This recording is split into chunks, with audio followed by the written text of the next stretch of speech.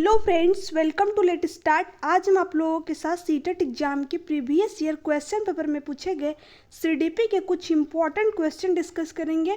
एक शिक्षक कक्षा के कार्य को एकत्रित करता है और उन्हें पढ़ाता है, उसके बाद योजना बनाता है और अपने अगले पाठ को शिक्षार्थियों की आवश्यकताओं को पूरा करने के लिए समायोजित करता है।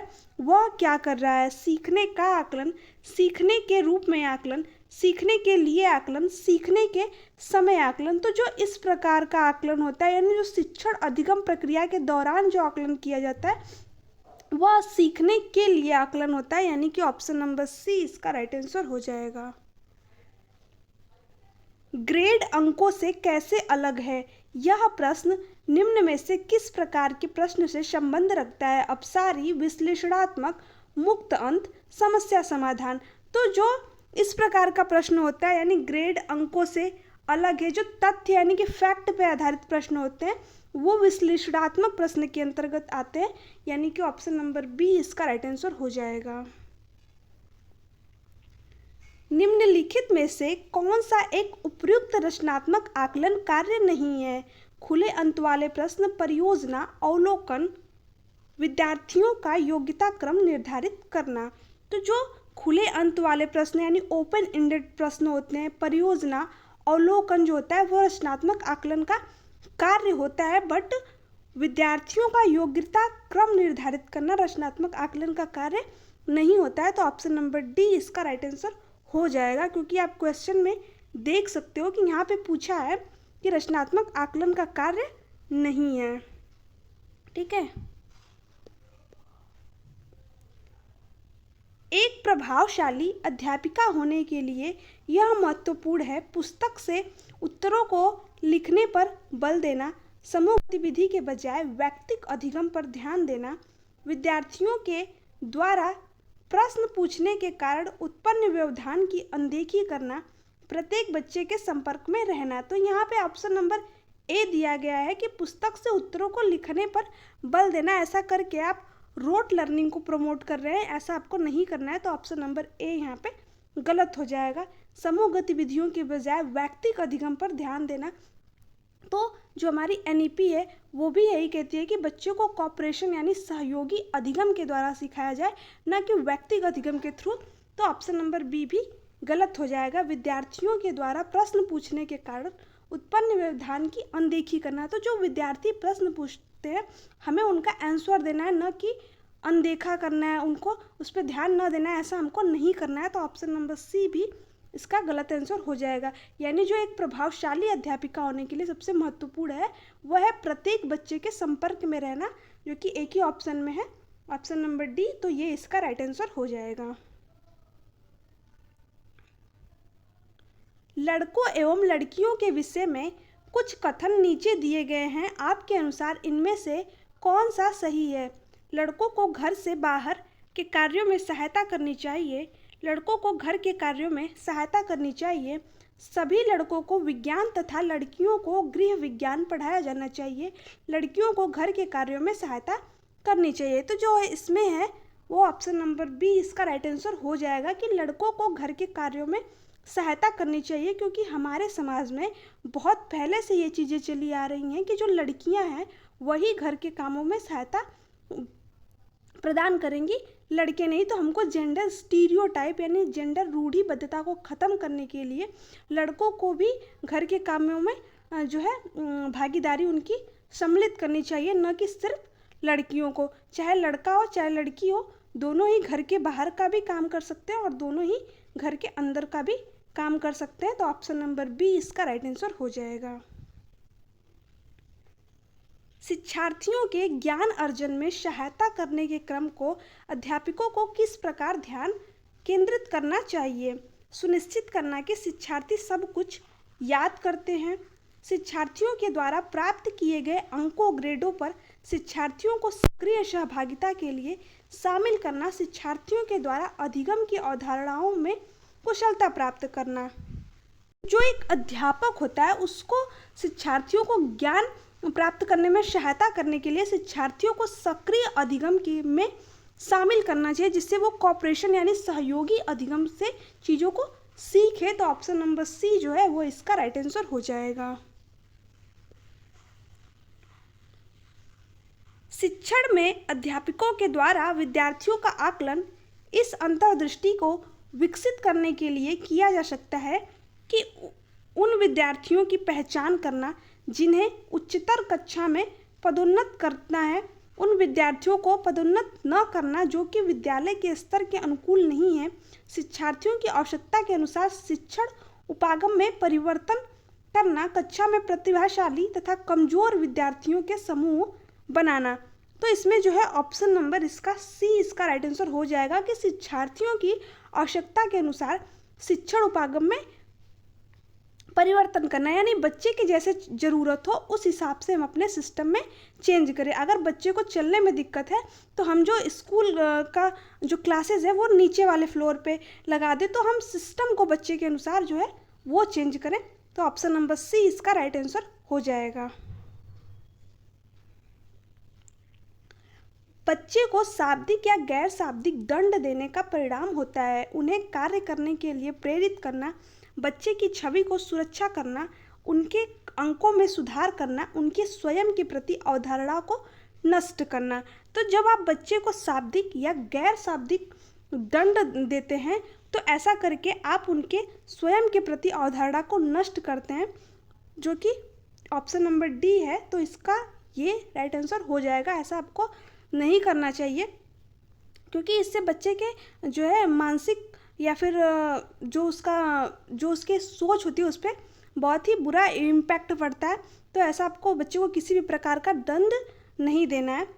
तो ऑप्शन नंबर डी इसका राइट आंसर हो जाएगा। यानी आप अगर उसको गैर शाब्दिक दंड देते हैं तो ऐसा करके आप उनकी स्वयं की अवधारणाओं को नष्ट करते हैं। निम्नलिखित में से कौन प्रारंभिक बाल्यावस्था अवधि के दौरान उन भूमिकाओं एवं व्यवहारों के बारे में जानकारी प्रदान करते हैं जो एक समूह में स्वीकार्य है? भाई बहन एवं अध्यापक, अध्यापक एवं साथी, साथी एवं माता पिता, माता पिता एवं भाई बहन। तो इसमें जो है इसका right answer option number D हो जाएगा, यानी माता पिता एवं भाई बहन। निम्नलिखित में से कौन सा आयु समूह परवर्ती बाल्यावस्था श्रेणी के अंतर्गत आता है? 11 से 18 वर्ष, 18 से 24 वर्ष, जन्म से 6 वर्ष, 6 से 11 वर्ष। तो जो हमारी बाल्यावस्था होती है, यानी जो हमारा चाइल्डहुड होता है, उसको जो है दो भागों में बांटा गया है। एक होता है लेटर चाइल्डहुड और एक होता है अर्ली चाइल्डहुड। ठीक है, ठीक है। तो जो लेटर, यहाँ पे थोड़ा सा मिस्टेक हो गया है, पहले हम रुक जाइए, पहले यहाँ पे चाइल्डहुड है तो इसको पहले अर्ली चाइल्डहुड यहाँ आगे हम लिख लेते हैं, और फिर बाद में लेटर चाइल्डहुड। इसको क्या बोलते हैं? पूर्व बाल्यावस्था, और इसको बोलते हैं परिवर्ती बाल्यावस्था, यानी उत्तर बाल्यावस्था भी हम इसको कह देते हैं, यानी लेटर चाइल्डहुड और अर्ली चाइल्डहुड और लेटर चाइल्डहुड। तो जो अर्ली चाइल्डहुड की जो अवधि होती है वो होती है 2 से 6 वर्ष। ठीक है, यानी पूर्व बाल्यावस्था। जो लेटर चाइल्डहुड की अवधि होती है वो होती है 6 से 12 वर्ष। तो यहाँ पे दिया है परवर्ती बाल्यावस्था यानी कि लेटर चाइल्डहुड, तो उसकी जो अवधि होती है वो होती है 6 से 12 वर्ष। तो ऑप्शन नंबर इसका है जो है डी, इसका राइट आंसर हो जाएगा। 6 से 11 वर्ष भी कहीं कहीं मान लिया जाता है, तो और 6 से 12 वर्ष भी कहीं कहीं आपको देखने को मिल सकता है। तो ऑप्शन नंबर डी इसका राइट आंसर हो जाएगा। अजय तर्क देता है कि भाषा विकास व्यक्ति की नैसर्गिक प्रवृत्ति से प्रभावित होता है, जबकि सोनाली समूह महसूस करती है कि यह परिवेश से प्रभावित होता है। अजय और सोनाली के बीच यह चर्चा किस विषय में है? चुनौतीपूर्ण तथा संवेदनशील भावना, स्थिरता तथा अस्थिरता पर बहस, सतत तथा असतत अधिगम, प्राकृतिक एवं पालन पोषण पर वाद विवाद। तो जो अजय और सोनाली जिस प्रकार की बहस कर रहे हैं, यानी जो अजय है वो भाषा विकास को नैसर्गिक प्रवृत्ति से प्रभावित मानता है, जबकि जो सोनाली है वह कहती है कि जो हमारी भाषा है वो हमारे परिवेश यानी हमारे जो इन्वायरमेंट होता है, वातावरण, उससे प्रभावित होता है, जबकि अजय जो है उसको हेरिडिटी यानी कि आनुवंशिकता से प्रभावित मानता है।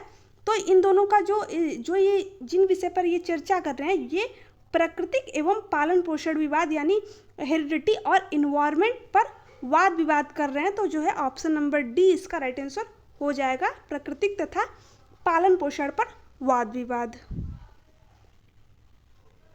अध्यापिका ने एक कमेटी में के प्रधान को सभापति के स्थान पर सभाध्यक्ष लिखा। यह संकेत करता है कि अध्यापिका एक अधिक उपयुक्त पारिभाषिक शब्द का पालन करती है, भाषा पर अच्छा अधिकार रखती है, एक लिंग मुक्त भाषा का प्रयोग कर रही है, लिंग पूर्वाग्रह से ग्रस्त है। तो यहाँ पे जो अध्यापिका है वह एक लिंग मुक्त भाषा का प्रयोग कर रही है, यानी कि ऑप्शन नंबर सी इसका राइट आंसर हो जाएगा। जैसा कि आप क्वेश्चन में देख सकते हो कि जो अध्यापिका है वह सभापति के स्थान पर सभा अध्यक्ष का प्रयोग कर रही है। ठीक है, यहाँ पे क्योंकि यहाँ पे सभा पत्नी भी हो सकती हैं, हो सकता है कि जो सभापति है वो कोई महिला हो, तो अक्सर करके हम सभापति ही बोलते हैं। तो जो अध्यापिका है वो सभा अध्यक्ष बोल रही हैं, जिसमें कि सभापति और सभापति दोनों ही चीज़ें इंक्लूड हो जाती हैं। जैसा कि आप अक्सर बोलते होगे कैमरा पर्सन, अरे कैमरा मैन, तो इसको हो सकता है कि कैमरा वाला जो है वो कोई महिला हो, बट उनको कैमरा मैन ही सब लोग बोलते हैं, तो उसके स्थान पे आप कैमरा पर्सन का यूज कर सकते हो। ठीक है, तो ये जेंडर रूढ़िबद्धता को ख़त्म करने में जो है सहायता प्रदान करता है। जैसे कि चेयरमैन बोलते हैं लोग, तो आप चेयर पर्सन बोल सकते हो। तो इस तरीके से जेंडर रूढ़िबद्धता को, इन शब्दों का प्रयोग करके हम जेंडर रूढ़िबद्धता को ख़त्म कर सकते हैं, जो कि बस एक लिंग को न प्रदर्शित करके ऐसे शब्द का प्रयोग करना जिसमें दोनों ही लिंग इंक्लूड हो। तो ऑप्शन नंबर जो है इसका सी इसका राइट आंसर हो जाएगा।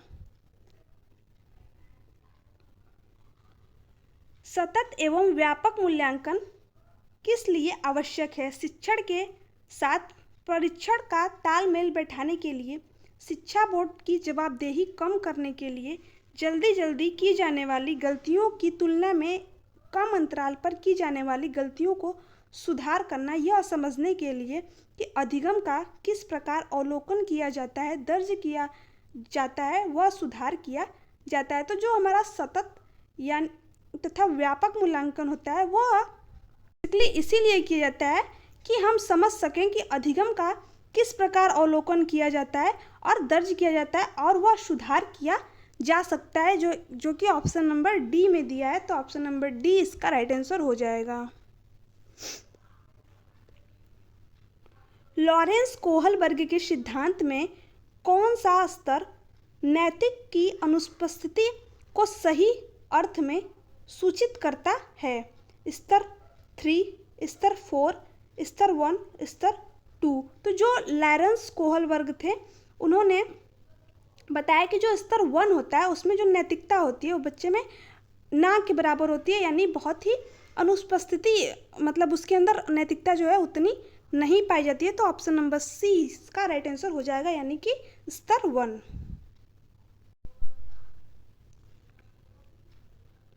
निम्नलिखित में से कौन सा बच्चों के समाजीकरण के प्रगतिशील मॉडल के संदर्भ में सही नहीं है? समूह कार्य में सक्रिय सहभागिता तथा सामाजिक कौशल को सीखना, बच्चे विद्यालय में बताई गई बातों को स्वीकार करते हैं चाहे उनकी सामाजिक पृष्ठभूमि कुछ भी हो, कक्षा में प्रजातंत्र के लिए स्थान होना, समाजीकरण, सामाजिक नियमों का अभिग्रहण करना। इसमें इसका ऑप्शन नंबर बी इसका राइट आंसर हो जाएगा, यानी कि बच्चे विद्यालय में बताई गई बातों को स्वीकार करते हैं चाहे उनकी सामाजिक पृष्ठभूमि कुछ भी हो। क्योंकि यहाँ पे आप क्वेश्चन में देख सकते हो कि इसमें पूछा है कि बच्चों के समाजीकरण के प्रगतिशील मॉडल के संदर्भ में कौन सा सही नहीं है। तो ऐसे क्वेश्चनों को आपको बहुत ही ध्यान से पढ़ना है, क्योंकि इसमें जो है क्वेश्चन सबसे ज़्यादा गलत होने के चांसेस रहते हैं, क्योंकि इसमें 3 ऑप्शन जो होता है वो सही होता है और कोई एक ऑप्शन होता है जो गलत होता है, वही ऑप्शन आपका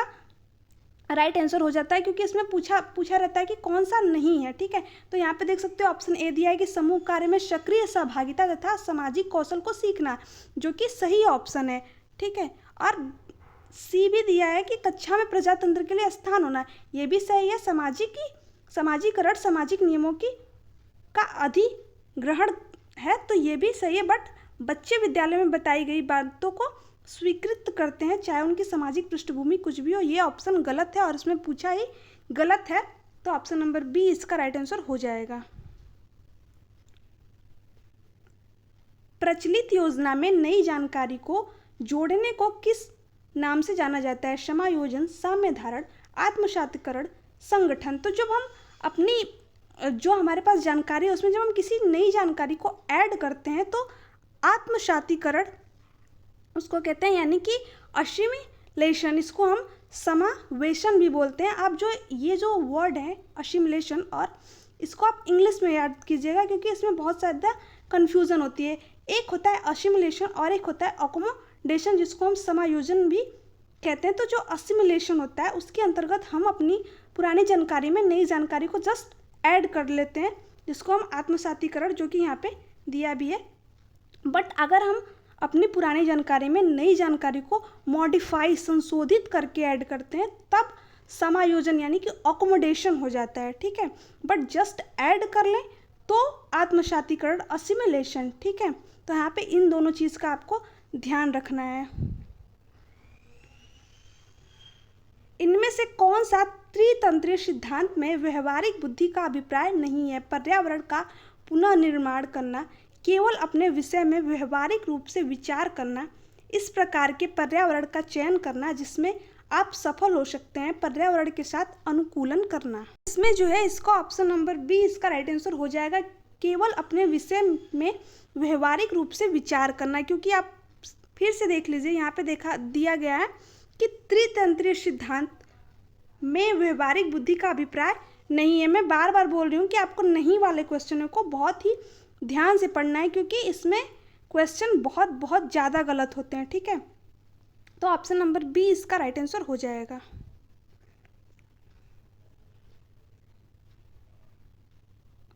शिक्षण का विकासात्मक परिप्रेक्ष्य शिक्षकों को यह मांग कराता है कि वे कठोर अनुशासन बनाए रखने वाले बने, क्योंकि बच्चे अक्सर प्रयोग करते हैं। विकासात्मक कारकों के ज्ञान के अनुसार अनुदेशन युक्तियों का अनुकूलन करें, विभिन्न विकासात्मक अवस्था वाले बच्चों के साथ समान रूप से व्यवहार करें, इस प्रकार का अधिगम उपलब्ध कराएं जिसका परिणाम केवल संज्ञानात्मक क्षेत्र के विकास में हो। जो शिक्षण का विकासात्मक परिप्रेक्ष्य होता है वो शिक्षकों से यह मांग करता है कि वे विकासात्मक कारकों के ज्ञान के अनुसार अनुदेशन युक्तियों का अनुकूलन करें, यानी कि ऑप्शन नंबर जो बी है वो इसका राइट आंसर हो जाएगा, ठीक है।